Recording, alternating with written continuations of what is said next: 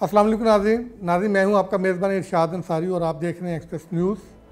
नाज़रीन, Pakistan steel mills के बारे में बड़े अरसे से चहमगोइयाँ हो रही थी, उसकी ज़मीन के बारे में बहुत सारी बातें हो रही थी। आज इस हवाले से बहुत डेवलपमेंट हुई है। जिसने ये स्टील मिल लगाई थी रशिया, उसने दोबारा इस स्टील मिल को रिवाइव करने का जो है वो पाकिस्तान को प्लान दिया है, पेशकश की है। उस पर बड़ी डेवलपमेंट हुई है, उसमें मिलियंस ऑफ डॉलर की इन्वेस्टमेंट होने जा रही है और अब पाकिस्तान स्टील मिल दोबारा से जो है वो फ़ाल होगी, ऑपरेशनल होगी। लेकिन इसमें इस मरतबा मुख्तलिफ ये होगा कि इसमें कंट्रोल जो है वो सरकार का नहीं होगा। अब ये पब्लिक प्राइवेट पार्टनरशिप के तहत ये मिल चलेगी और ये ऑपरेशनल होगी और हज़ारों लोगों को रोज़गार मिलेगा और पाकिस्तान की जो स्टील की ज़रूरियात हैं वो पूरी हो सकेंगी।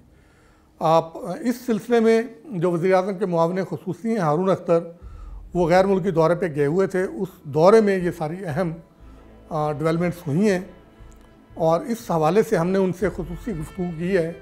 हम आपको सुनाते हैं उनकी ज़ुबानी कि पाकिस्तान स्टील मिल्स के हवाले से जो है वो हुकूमत पाकिस्तान क्या करने जा रही है और इससे पाकिस्तान का जो फ्यूचर है स्टील के हवाले से, रोज़गार के हवाले से, इकॉनमी के हवाले से, उस पर क्या इसके असरात आएंगे।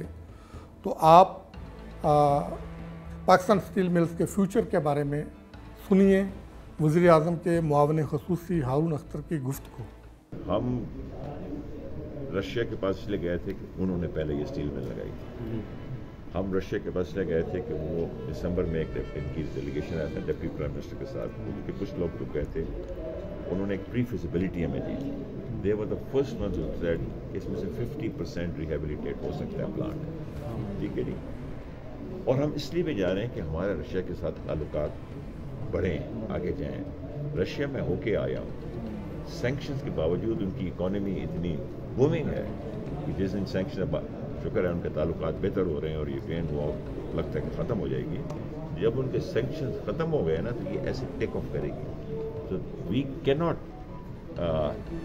Stay away from developing our relation. हमारे तो तकरीबन ख़त्म हुए थे ना। सो I cannot answer that. Obviously, it will be a competitive bidding कि कौन लगाएगा, जो भी कम पैसों पे लगाएगा, अच्छी टेक्नोलॉजी में लगाएगा, उसके पास ही जाएगा। ये जॉइंट वेंचर होगा जिसके अंदर इस वक्त स्ट्रक्चर नहीं बना, बट पाकिस्तान के पास वो ज़मीन है, सारा कुछ है। पाकिस्तान एक पार्टनर होगा एंड हम कोशिश करेंगे कि जो भी पार्टी आए उसकी हुकूमत भी साथ आए, बट रन जो करेगी वो प्राइवेट सेक्टर। तो कितने एकड़ पे हो गए ये जो इनका स्टील मिल का जो एकरेज रह गई है वो मेरे ख्याल 150 नहीं वो 700 प्रोविंशियल गवर्नमेंट होती है, 700 का है, प्रोविंशियल का भी ये नहीं है। अब जो स्टील मिल की जो बाकी लैंड है वो एक डेवलपिंग जोन SCZ बन रहे हैं, अप्रूव कर दी है। वो भी बहुत बड़ा काम है। हम पाकिस्तान में फॉरेन इन्वेस्टर को खींचने के लिए और लोकल इन्वेस्टर को भी अब लैंड जो है वो लीज पे देने लगे हैं।